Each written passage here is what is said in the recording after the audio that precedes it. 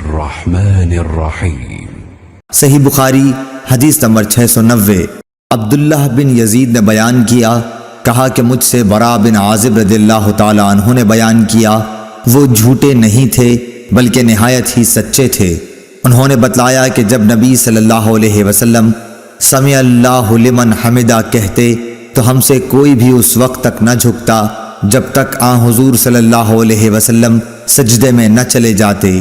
پھر ہم لوگ سجدے میں جاتے۔ ہم سے ابو نعیم نے بیان کیا، کہا ہم سے سفیان ثوری نے، انہوں نے ابو اسحاق سے جیسے اوپر گزرا۔ اللهم صل على محمد وعلى آل محمد كما صليت على إبراهيم وعلى آل إبراهيم إنك حميد مجيد اللهم بارك على محمد وعلى آل محمد كما باركت